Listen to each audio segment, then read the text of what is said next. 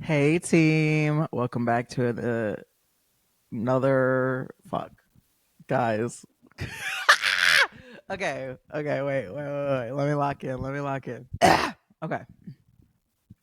Hey team, welcome back to another episode of the Jenn Commandments podcast. I am your host, Jenn Wien. I'm an engineer currently working in Wisconsin. I grew up in the Chicagoland area and I went to college in Michigan. Hey. Welcome to our second installment of fucking finals week, bitch. How are you? Dude, new nails on the hoe. New nails on the hoe. Check them out. I haven't got my nails done in a really long time. And if you know me, you know I usually keep my nails done. But I work from home. It's like, I don't know. A lot of it is the pageantry of it all. I only really care about having them done if I want to I don't know. You know, I really liked having long nails too. Like I like having claws if I'm gonna have them, and working an office job is just not conducive to having claws. So I don't really be doing that no more. Yeah, I got new nails on the hoe. Super excited. Yeah, I'm just gonna get progressively hotter as the episodes go on. I have a hair appointment tomorrow that I have to go to as well. So tomorrow's gonna be a long night, dude. But it's finals week, bitch. It's finals week. So yesterday, or last week for y'all, we talked about Eternal Sunshine of the Spotless Mind. And we talked about some of the themes. I got tired, so I really didn't even get into the themes for real. So to recap, sort of, um, throughout the movie, Clementine and Joel sort of, they really come to this understanding of love, and they come to this understanding of I know what the harm is and will inevitably be. I know what that pain is, and for now it's worth it to me. And I think that's beautiful in a lot of ways. I think it's sort of reckless and silly and stupid, but I also, isn't that what love is, you know? I guess, it's hard for me to, it's a mature stance on love, and I'm really working to get there. Here's some of my notes. um God, okay. So as much as I am giving reservation now on the camera, I also, when I watched the scene, I sobbed like a little baby. So maybe that's what we all want or whatever, I guess. To be chosen, gag me. So here's the scene that made me sob, okay? So they realize, right, that they know each other in theory, that they should know each other, but they did this crazy medical procedure that allows you to erase memories, dude. That is unethical. And so I like that homegirl homegirl, oh my god, what a fucked up situation to be in. I didn't even talk about that yesterday. So if you haven't already, please go watch it. It is a very excellent, well put together movie. And so there's this subplot where the nurse, or the receptionist woman, she has an affair with the main doctor who's doing these procedures, and she asks to get her memory removed, and he tells her that that happened, and then she goes and tells everyone that that bitch is removing memories, because what is the ethics of that? Like, if I think about it too hard, it makes my brain hurt. I don't know. I don't know. But yeah, so okay. Anyway, I sobbed. I sobbed like a little baby. They find each other again, and they had basically decided that, like, because they had already tried it once and failed to the point where they got a medical fucking procedure to erase each other's memory of each other. Like, they did symbolically, right? Which could be allusions to other things or whatever.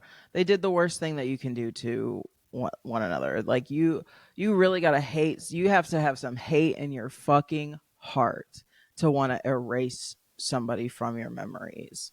And I guess the movie begs the question of, like, that temporary pain. That's just what it is, though. Because even throughout the movie, Joel, at some point, about how almost exactly, I don't know, the YouTubers say it's almost exactly in the middle of the movie. I didn't do the math, bitch. But, like, in the middle of the movie, Joel realizes, like, he does not want his memories wiped, and he realizes that, like, this was a mistake, because at some point all of your memories start to blend together. In my opinion, memories, to some extent, what matters more about the memory is, like, how you felt. And I think that Eternal Sunshine of the Spotless Mind does a really, really great job of showcasing that um, throughout the, like, plot, because at some point, like, because they're trying to dodge and go and try to, like, hide so that Clementine can't be erased from Joel's memory. Like, that's sort of the whole plot of the movie in a lot of ways, is, like, in Joel's brain, Clementine and Joel are trying to, like, work together to, like, dodge the medical procedure from erasing her. And so they go to his other memories. But I think in a lot of ways that's symbolism for how your memories bleed, and how, like, you can tell. I think a lot of it was symbolism of, like, how much Clementine made Joel feel, like, similar to his mom in some ways. There's the scene with, like, the really cool optic illusion where they had Jim Carrey, like, be in the background, and they, like, tilted the like table so that it looks small, and, like, so she looks way bigger. You know what I'm talking about? I think that, so the use of just practicality for the set design, I think, really contributed to the unsettling nature of the cinematography. Like, I thought the director, the, like, director of photography or whatever, they all did a really, really good job. That shit is so interesting. I love watching those videos of, like, directors talking about their visions and, like, how they came to shots, and, like, I don't know, that shit's really cool.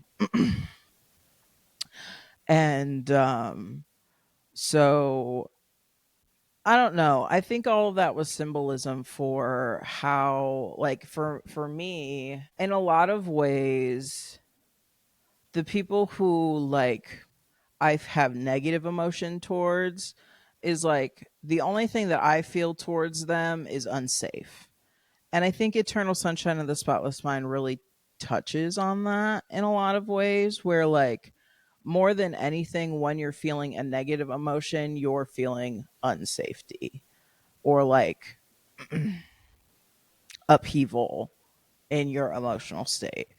And, like, for somebody like Joel, I think that's probably a good thing in a lot of ways, because, like, some emotion is better than, like, none, as, like, we've talked about throughout the last couple days. um But I don't know. I thought that that was just like a very interesting way to showcase memory. And like how sometimes even for me, like I think my memory can get blurry of like I will have thought because because I like form attachments or whatever, sometimes I'll have thought that maybe someone was there if they weren't, just because like they're somebody who just like I assume would be a part of that feeling of safety or happiness or whatever that I'm remembering, a part of that memory or whatever. I don't know how to explain it, but it's a cool little movie. So I've never acted out the scene the way that I've wanted to. So okay, they realize, they're like, we're gonna try it anyway. Okay, so she's like, okay, it's all dramatic. It's all dramatic. She's in his apartment. She like comes in and she's like, he's playing the tape, and she's like, this is crazy. I need to get the fuck out of here. And he's like, TTT, right? And then so she leaves, and then of course, he goes, but wait, there's more, you know, free shipping or whatever. So no, he's like, here's what he says. He says, I can't see anything that I don't like about you.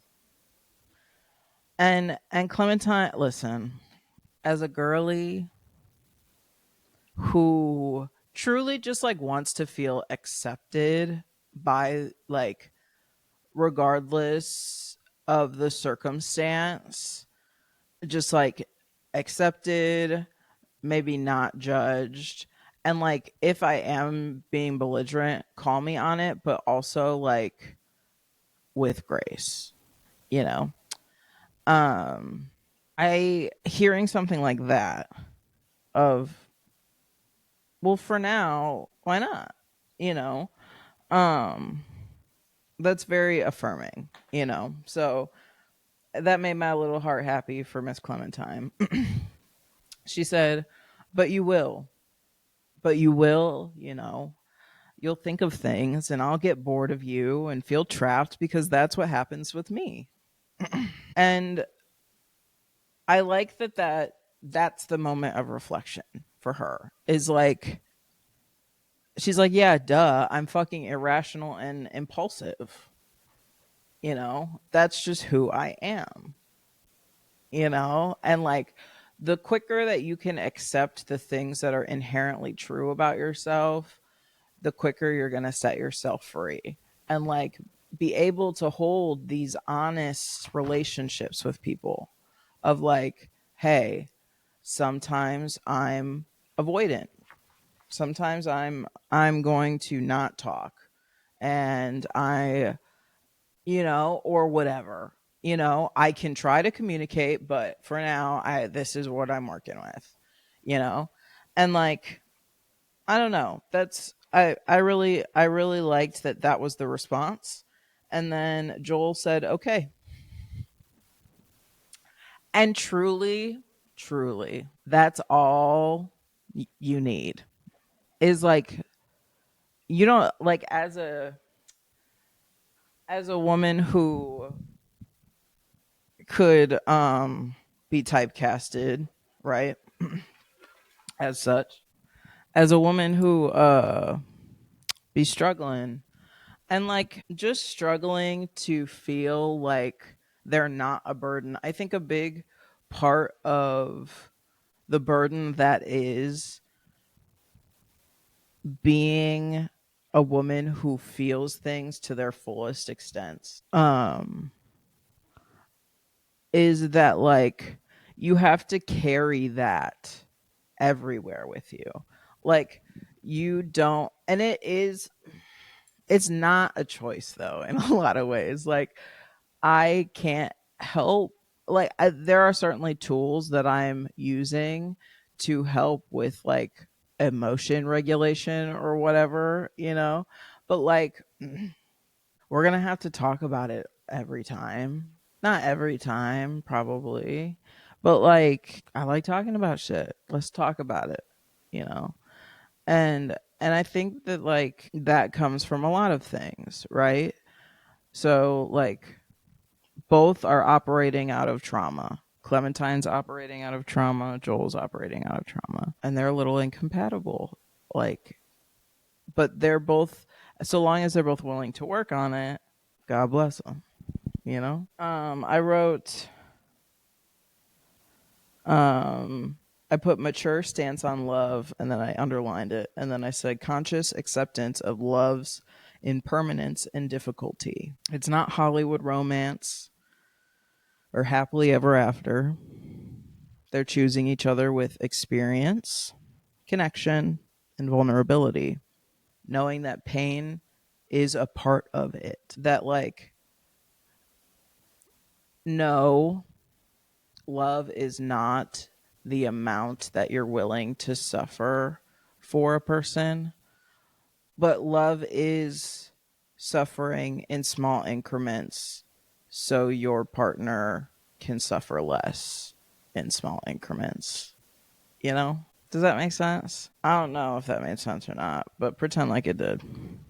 And then I wrote, love is meaningful because it contains the full spectrum of experience, whether that be joy, regret, intimacy, or fear.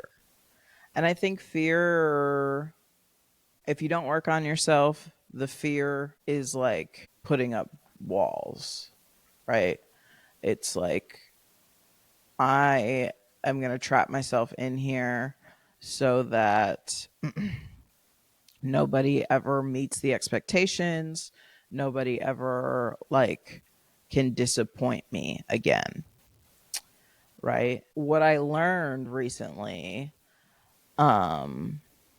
was, oh, when I do have a connection with somebody that I do in theory see potential with, right? Like we talked about that ideal partner list a little bit, bitch. And so I they meet most of that criteria, right?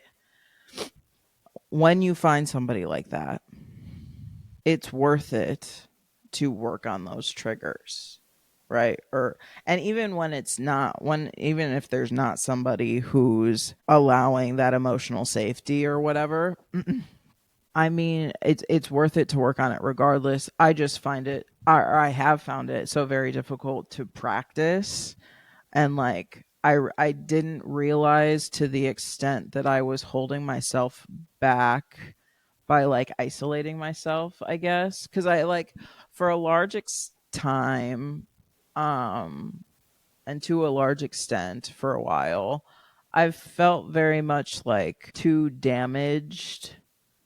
You know, like we have a very strict purity culture as it relates to damage and like being too fucked up to date and like that sort of thing. And like this there's a lot of pressure to like work on yourself, and like I really do think that you should work on yourself, and I do think that all those things are very very valid, and like I partake, and I very much coexist with the ideologies of improving yourself, and I think that you should improve, like aim to improve every day, no matter who you're with, no matter whatever, right?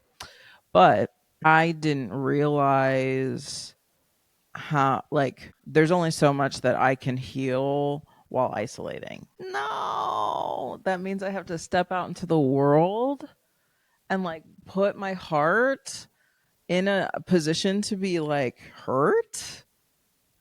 That is so, I'm pissed. You know, like Jesus Christ. I'm so pissed off. But luckily, my next bullet point talks about the cost of avoidance. And I wrote, the whole plot is them bitches trying to avoid their feelings. uh, then I wrote, what do they lose in the process of them trying to avoid their feelings? not just memories, but then how they're connected to childhood memories. So, like, for example, at the very beginning of the memory of how they met, we see that, like, um, he sings her a song as it relates to, like, her name, Clementine. It's some, like, childhood song, right? Now, because that memory is associated with both Clementine and the childhood memory, he has to lose both. And that is such an interesting part to bring into the movie and to bring in and tie into how we perceive memory, you know? And like, oh my God, that was such a cool moment. So, like, when they meet again, when they both like go up to Montauk and they don't know why they're both pulled to go there. Oh. So she says like basically the same line. She's like, you know, no jokes about my name. And then he is like, I don't know any jokes about your name. And then she brings up the song and he doesn't know it anymore. And it's like, ooh.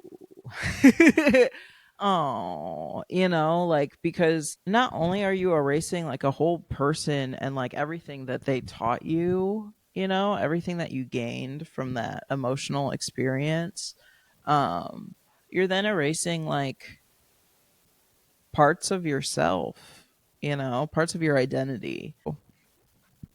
Yeah. I also wrote losing pain, but also the wisdom and growth that pain brings. Conclusion. Emotional growth requires us to confront pain, not erase it. And then one of my big themes that I have in all capitals is catharsis is required. And we talked a little bit about that um, yesterday of like, in order for you to move on from your feelings, in my opinion, you have to fully feel them to their full extent. You have to feel the anger, you have to feel the sadness or like the shame or like, I don't know, for a long time it was like I made it such a reflection of me. I'm like, oh, they don't think I'm good enough or whatever, you know. Okay. Do you know who thinks you're good enough every day? Every person who loves you. There are people who choose you every single day who are not required to and who are also not fucking you. You know, they have less benefits, okay? And they still choose you. They still think it's worth it every day. So yeah, what's next? One of my next themes here was some connections are meant to be. And one of the questions I posed was, is love worth the hurt? And the film doesn't really answer it, you know. The film's answer to that is okay, you know, which I think is really powerful because, like, it's up to you. It's up to you if it's worth it. And I think for some people it is. For some people it's not. And for some people it is under certain circumstances, you know, like um and I think that's the way that it should be. And I know yesterday I was talking about how like it feels like it's sort of enabling abuse, sort of. That's sort of like the vibe. I don't think that's true. But I still do. I have my therapy session tomorrow, so if I record another episode tomorrow, I guess we'll get an answer of like, are all relationships abusive to some extent? Because there are so many layers of abuse. I I don't know, and I hope not. I hope not. But I'm trying to think, and I'm like, I don't know if there's like I've talked about this with my. This is unrelated to abuse, but um I was when I talk to my friends about dating, like heteronormative dating, straighty dating, you know, I'm always like, I've never seen a hetero relationship that I'm like jealous of, or like that I'm like I would want to be a part of a relationship like that. You know what I mean? I don't know if like kind of relationship that I want exists. What's her fucking name? I know her. I know her Instagram handle. But the Love Is Blind couple, Cameron and Lauren. Um, I feel like they're a pretty like decent couple that I would look up to, I guess. Um, but I'm sure they've been through their shit too. Even that, even like the Clementine and the Joel of it all. I don't want that. I know what that is. I've lived through that, you know. And like that's why is love worth the hurt? Great question, B. You know, I don't know. I don't know. I haven't figured that out yet. I haven't found a love that I think is worth the hurt yet. So yeah, my conclusion was the movie said that shit gonna be real hard. It also makes the claim that the hurt is not just the cost of love, but it's a part of what makes love love and like so impactful and so like so I don't know, like I guess that's true. I guess like how much you're willing to suffer for somebody is a testament to how much you love them, right? However, I don't think that should be the only metric to deem how much you love someone, I guess. And that shouldn't be like the main metric, even, you know? So I don't know. I don't know. This might be it for me today, team. I really like, I needed to follow up and I like how I feel. I guess like we discussed at the beginning of the episode, I went into the episode with my first love and like all of that in mind. Eternal Sunshine by Ariana. We're going to discuss that tomorrow. And I think it wasn't quite him that I was thinking about when I listened to the album itself. That was a different issue, different boy, different day, you know. Um, but the how memories work, you know, those feelings of like rejection and whatever, they all stem from the same pit in my stomach, you know. So I don't know. I think it was very cathartic for me to watch it and to like sort of be at terms with the like, okay, was it worth it? The pain and suffering. I think the evolution of what I am and who I am because of all of the things that I learned through those experiences um, turned me into who I am today. And so I think it's 100% worth it. Of course. And like I got to love a person that like was exactly what I needed at the time, you know? And bless them. Thank God for them, you know? So, yeah, I don't know. That's the tea on that, team. And I'm like happy to like close that chapter. Or like, I don't know if it's even like closing a chapter, it's simply just like setting it down, you know? And I think that that's really cool to finally be there with it, where like I may have some like residual anger, you know, that steam when you first let the steam out the kettle, like it a lot of that steam blows out right away, but like that should be hot for a while, you know? Um so there's some residual shit there, but I think I don't know. This time has been so healing. But like I said yesterday, my relationship to home was partially strained because of that. Just the rejection that I had felt from that, they like they were so important to me. And so like it feels good. It feels good to like have a cathartic experience, to have a good relationship with the people that I want to be having a good relationship with. And like, I don't know, I'm just very grateful for not wipe my memories, but like set them down, you know. So that's all. Um I think that's it today, team. Are you proud of me? Because I'm proud of me. I feel this feels like a proud episode. Um, New nails on the hoe. New nails on the hoe. Yeah. Last episode tomorrow before my break.